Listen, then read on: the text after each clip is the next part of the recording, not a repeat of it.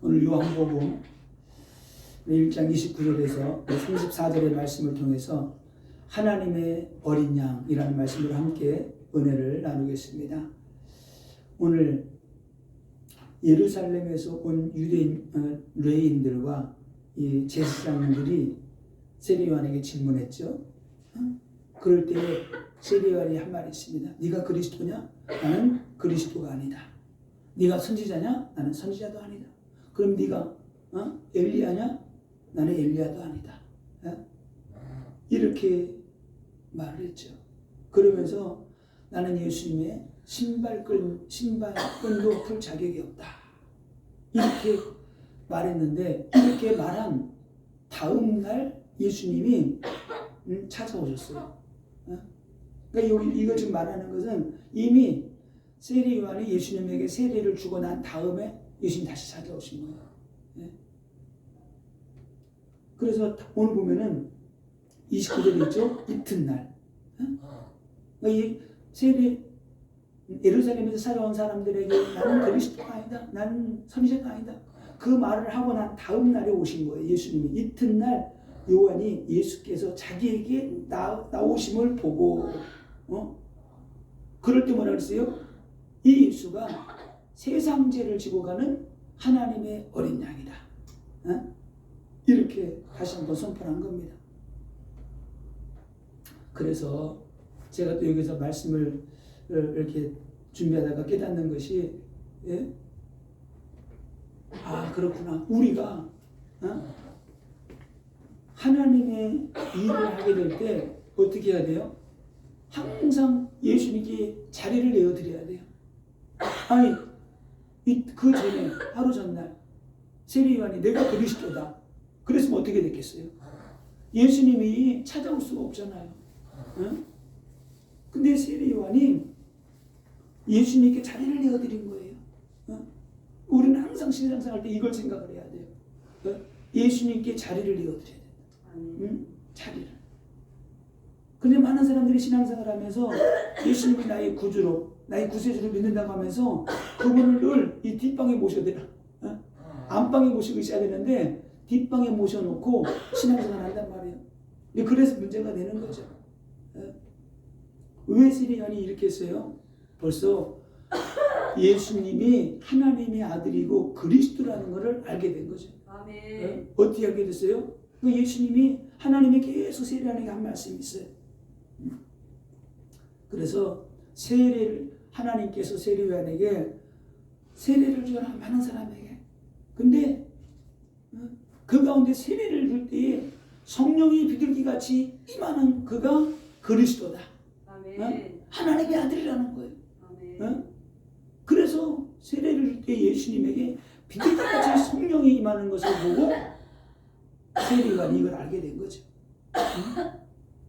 그래서 1장 29절에 보라 세상 죄를 지고 가는 하나님의 어린 양이로다. 이렇게 말씀을 한 겁니다. 이거는 지금 우리가 예수님이 하나님의 어린 양이고 그리스도라는 것을 우리가 이제 알고 난 다음에 오늘 세례 요한이 한 말을 우리는 쉽게 깨달을 수 있죠. 그러나 이 당시에는 이 말을 이해하지 못했어요. 왜?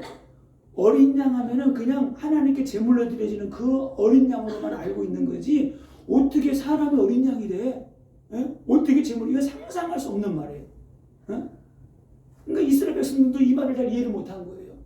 야 무슨 저 예수가 무슨 하나님의 어린 양이야? 이해를 못한 거예요. 그거를 이해도 못하고 믿지도 못하고 깨닫지도 못하니까 결국은 그리스도를 십자가에 못 박은 겁니다.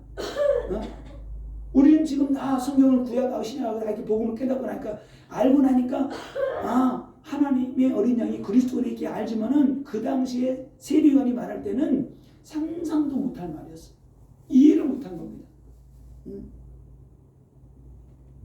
이 어린 양이 누굽니까? 출애굽기 12장 7절에 어린 양의 피를 문설주와 문인방에 바르면은 너희 집안에 있는 장자들이 죽지 않는다. 그래서 이 문설주와 문인방에 피를 바른 거죠. 그래서 그때 바르게 될 때 흑암과 저주가 떠나 그때 어떻게 죽음이 넘어가게 된 거예요.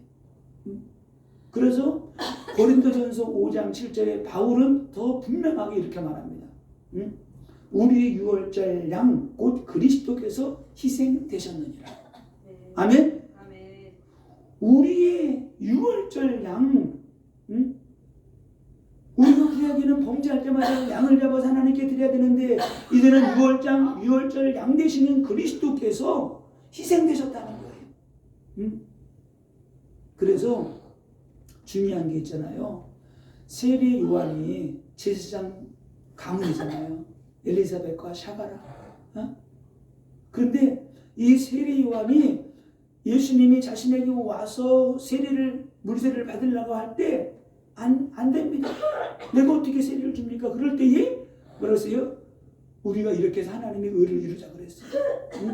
그럴 때 세례 요한이 예수님의 머리에 손을 얹고 세례를 하게 될 때 어떻게 됐어요? 그 세례는 무슨 세례냐면은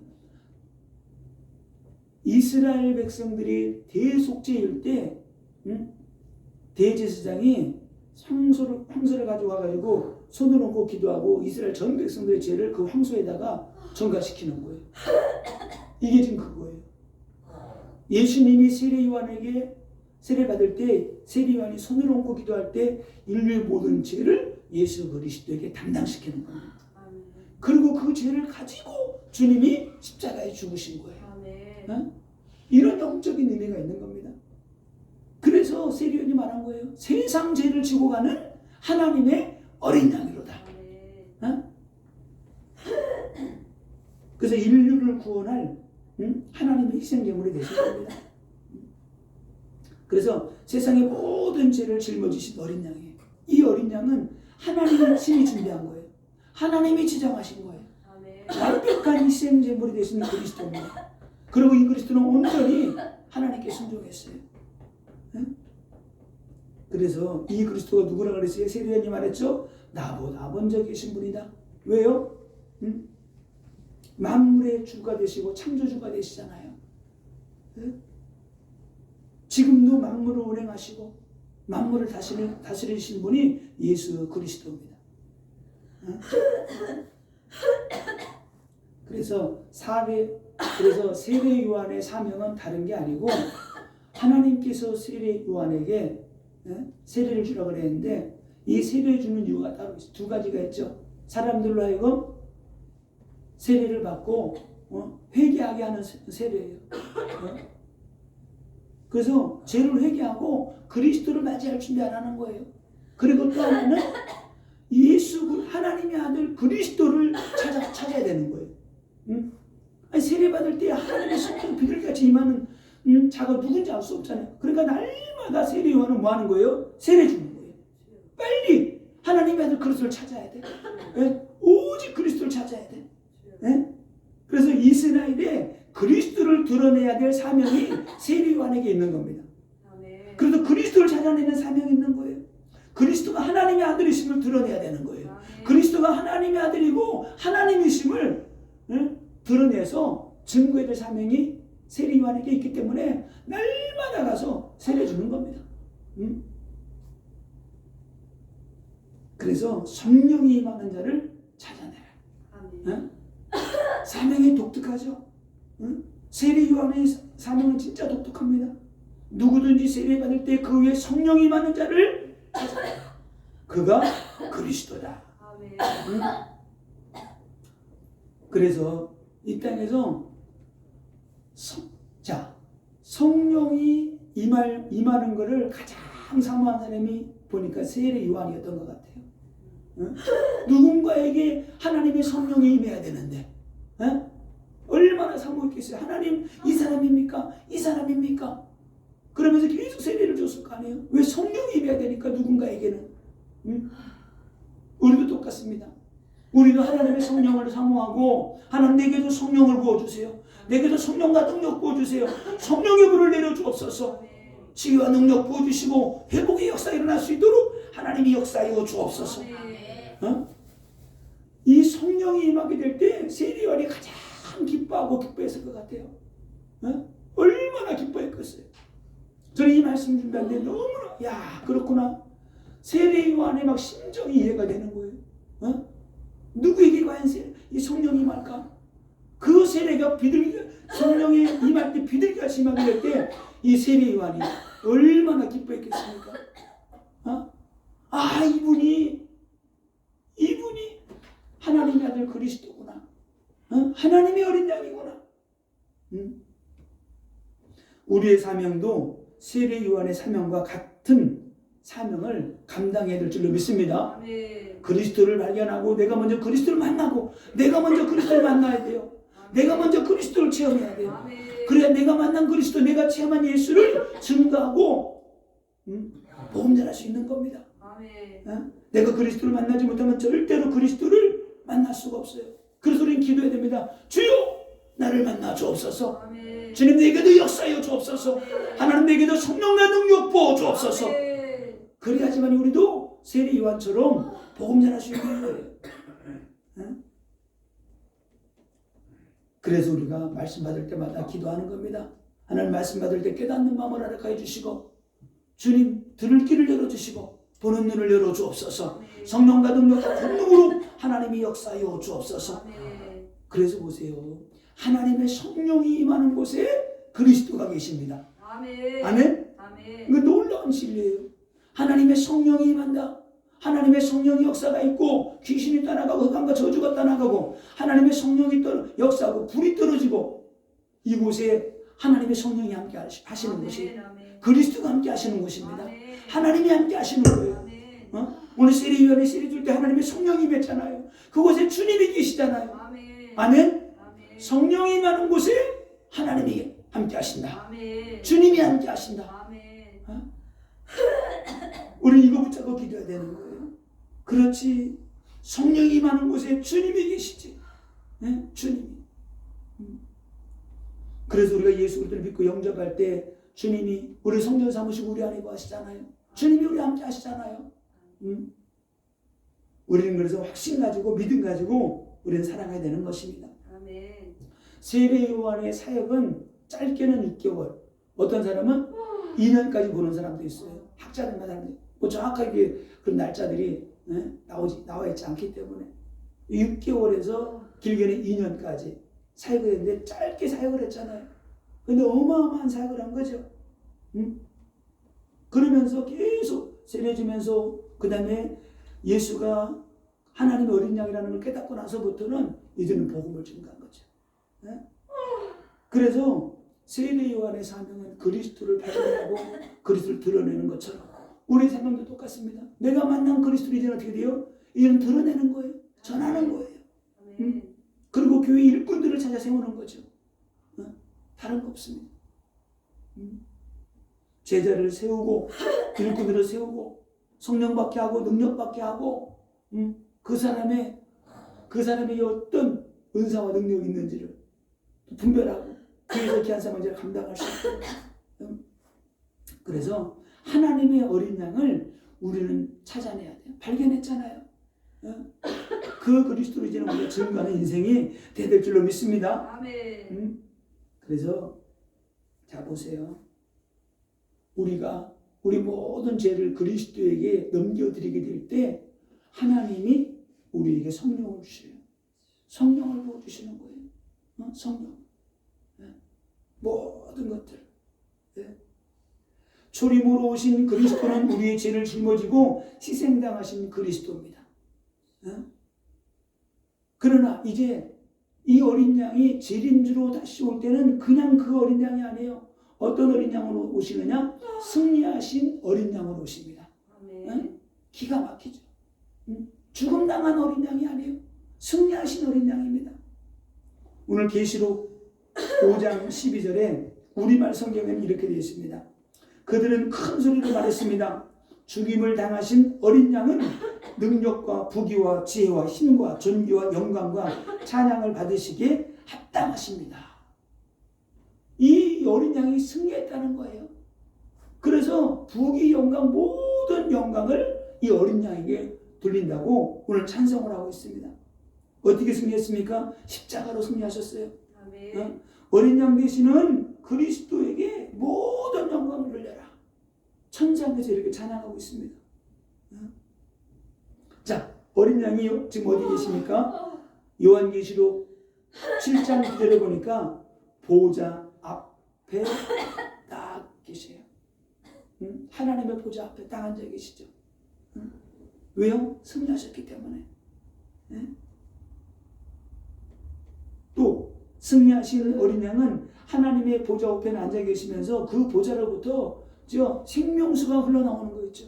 아멘. 생명수가. 우리에게 생명을 떡을 주시기 위해서 자기 몸을 찢으신 그리스도가, 우리의 모든 죄를 다 씻기시기 위해서 피 흘리신 그 그리스도가, 이제는 그 어린 양이 계시록 22장 1절에 이렇게 말씀하고 있습니다. 그가 수정같이 맑은 생명수의 강을 내게 보이니 하나님과 및 어린 양의 보좌로부터 나와서, 어린 양의 보좌로부터 생명수가 흘러나오는 거예요. 왜? 천국에 있는 신령들이 그 생명수를 마시고 영생할 수 있도록. 아멘. 그죠? 우리에게 흘러주시는 거죠. 아멘. 계시록 19장 9절에는 이 어린 양이 혼인잔치랍니다. 천상에서. 계시록 19장 9절에 어린 양의 혼인잔치에 청함을 받은 자들은 복이 있도다. 이 어린 양의, 계시록 19장에 나오는 이 어린 양의 혼인잔치는 무엇을 의미하냐면요, 구원받은 성도들이 교회잖아요. 구원받은 성도와 교회가 그리스도와 하나가 되는 거예요. 아멘. 남녀가 모르는 사람 만나가지고 결혼하잖아요. 그럼 어쨌든 부부가 하나 되잖아요. 이거는 그리스도와 하나가 돼가지고 하나 되는 걸 의미하는 게 혼인잔치예요. 교회와 구원받는 성도가 하나가 되는 거예요. 연합이 되는 거예요. 그래서 하나 돼서 어떻게 돼요? 아버지 집으로 가는 거예요. 천국으로 가게 되는 겁니다. 아멘. 이런 엄청난 놀라운 비밀이 여기에 숨겨져 있습니다. 그래서 그리스도와 성도가 하나 되어서 천국으로, 그죠? 천년왕국으로 들어가게 되는 거죠. 어떤 사람이 이런 축복 받아들이게 됩니까? 어린 양을, 그죠? 어린 양을 믿는 자들. 어린 양의 능력과 어린 양의 피, 그 능력 안에 거하는 자들이 이런 축복을 받아들이게 되는 겁니다. 그래서 최후의 이 어린 양은 승리했죠. 계시록 17장 14절에 어린 양은 만주의 주시오 만왕의 왕이심으로 그들을 이기실 터이요. 이 어린 양이 나중에도 계속 전쟁에 이기게 되는 거죠. 마지막. 이기고 또 이기는 분이 누구예요? 어린 양이세요. 아멘. 사단 마귀를 다 이기시고 승리하실 것을 예언한 말씀이죠. 왜? 마지막 때 하나님께서 어떻게 돼요? 주님의 재림하시면은 영원한 성도들이 천년왕국이 들어가고, 천년왕국이 끝난 다음에 잠시 또 사단 마귀가 또 어떻게 돼요? 또 나타난다는 거예요. 그때 사단 마귀 완전 꺾어버리고 그때 승리하시고 영원한 천국에 우리가 들어가게 되는 거죠. 아멘. 자, 오늘 계시록 21장 27절에 중요한 말씀이 있습니다. 기가 막힌 말씀이 있어요. 어린 양의 생명책에 기록된 자들만 천국에 들어간다. 이런 말씀이 있어요. 오직 어린 양의 생명책에 기록된 자들만 들어가리라. 어린 양의 생명책이 있는데 그 생명책에 기록된, 이름이 기록된 자들만 영원한 생명으로 들어간다는 거예요. 천국에 들어간다는 거예요. 이게 놀라운 비밀이죠. 요한계시록은 어린 양이신 그리스도께서 구원을 완성하셨음을 말하고 있는 거예요. 사단 마귀를 완전히 꺾으시고 최종적으로 승리하시고 영원한 왕으로 다스릴 것이다. 아멘. 이렇게 말씀하고 있는 겁니다. 세리요한이 말한 그 세상 죄를 지고 하는 그 어린 양이 이 땅에서 십자가 지시고 우리 모든 죄와 저주를 십자가에 못 박아버리고 그걸 믿는 사람들을 구원하시고 우리를 이 어린 양이 영원한 천국으로 우리를 인도하시는 이런 비밀, 이런 축복, 이런 은혜가 있게 되는 겁니다. 이게 놀라운 비밀이죠. 그래서 우리 인생 가운데 다른 거 없습니다. 하나님의 어린 양 그리스도를 증거하는 인생이 돼야 되는 거예요. 아멘. 이게 진짜 복이죠. 네? 하나님이 우리에게 복음을 깨닫게 하셨는데 예수가 그리스도이심을 알게 했어요. 세리요한이. 예수가 하나님의 어린 양임을 알고 증거했습니다. 예수가 또 세례요한은 성령과 불세례를 베풀 자라는 것을 세례요한은 알았어요. 그래서 예수가 하나님의 아들이심을 알고 이거를 증거했죠. 똑같습니다. 그래서 요한은 이제 예수가 하나님의 어린 양이요 아들이라고 복음을 전하게 된 겁니다. 우리가 이 복음을 알고 있잖아요. 이 복음을. 우리가 어떤 예수를 알고 있습니까? 세례 요한이 전한 이 복음을 우리가 알고 있는 거예요. 그럼 우리가 동일하게 이 복음을 증거하는 인생이 돼야 되는 겁니다. 그래서 내가 만난 예수, 내가 체험한 어린 양, 내가 만난 하나님, 그 하나님을 우리가 전하는 거죠. 오늘 요한복음 1장 33절에 세례 요한은 말합니다. 그가 성령으로 세례를 베푸는 자인 줄 내가 알았노라.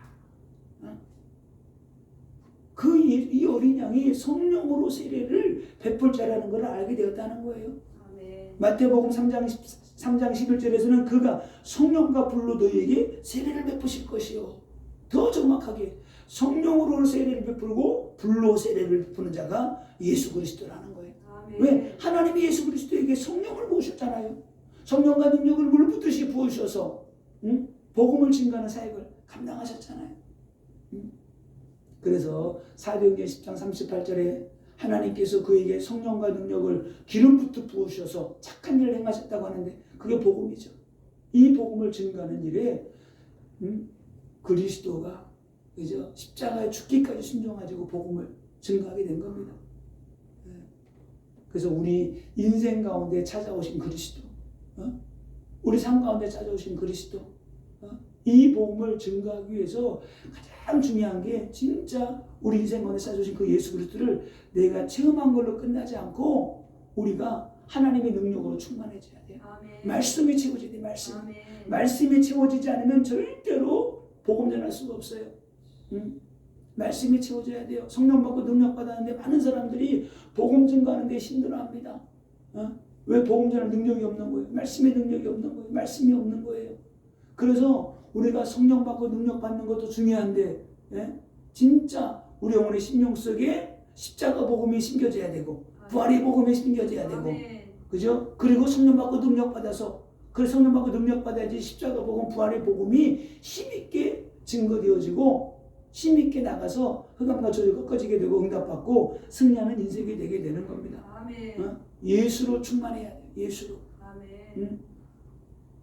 그래서 하나님은 지금도 살아계시기 때문에 우리가 다른 거 없습니다. 오직 그리스도로 충만하고 성령으로 충만하고 말씀으로 충만하고. 자, 그래서 어린 양으로 오신 그리스도는 십자가의 사명을 감당하기 위해서 성령과 능력을 기름 붓듯 하셨어요. 사명을. 하나님의 아들 그리스도이시면서도 하나님이 부으시는 성령과 능력 받았다니까요. 하물며 우리겠습니까? 당연히 성령과 능력 받아야 되죠. 그 성령과 능력이 임해야지만이 우리가 나의 십자가를 지고 그저 끝까지 주님 따라갈 수 있는 거예요. 성령의 능력이 아니면 십자가 지고 따라갈 수가 없어요. 그 십자가가 때로는 우리에게 고난이 될 수 있고 어려움이 될 수 있고 물질이 될 수 있고 자녀가 될 수 있고 그죠? 나의 영적인 문제가 될 수도 있는 거예요. 그거를 이겨내고 그걸 팽개쳐 놓고 힘들다고 내려놓지 말고 나의 십자가를 지고 짊어지고 주님 따라가는 거예요. 그랬잖아요. 너의 십자가를 지고 나를 따라오라. 그래서 우리들도 부족하고 연약하지만은 성령 받고 능력 받아서 이 사명을 감당해야 될 줄로 믿습니다. 그래서 예수가 그리스도라고 우리는 복음을 전하는 거예요. 예수가 하나님의 아들이라고 복음 전하는 거예요. 예수를 믿어야지만 구원받는다고 우리는 복음을 전해야 되는 겁니다. 세상이 아무리 변해도 이제 10년 정도만 더 지나면 지금 벌써 AI 시대가 도래했는데 AI 시대가 오게 되면 지금도 인터넷 보면은 이게 올바른 정보도 많이 있는데 안 좋은 정보도 너무나 많이, 틀린 정보가 너무나 많이 있어요. 그래서 컴퓨터로 무슨 말을 하게 되면은 답을 많이 주죠, 이렇게. 네? 근데 거짓 정보가 너무나 많이 있기 때문에 그걸 다 믿으면 안 돼요. 그 세상이 아무리 변해도 복음은 변하지 않아요. 구원의 길은 변하지 않아요. 아멘. 그래서 복음을 전해 아무리 AI 시대가 도래해도 예수 믿어야지 구원받고요. 예수 안에 구원이 있고 생명이 있습니다. 아멘. 그래서 어린 양으로 오셔서 우리 모든 죄를 담당하시고 우리를 구원하신 예수 그리스도, 또 우리에게 성령을 보내셔서 성령 받고 능력 받아서 우리가 영원 살리는데 우리가 귀하게 우리가 쓰임 받아야 되는 겁니다. 아멘. 다른 거 없어요. 하나님의 성령의 능력이 우리에게 임해야지만이 우리 하나님께 귀하게 쓰임 받고 응답 받고 승리하는 인생이 되게 되는 겁니다. 아멘. 여러분의 삶 가운데 진짜 어린 양 되신 예수 그리스도, 그 우리가 하나님이 우리에게 복음을 깨닫게 하셨는데 내가 깨달은 복음, 내가 체험한 예수, 그 그리스도 복음 증거하시다가 늘 응답받고 승리하시기를 예수님의 이름으로 축원을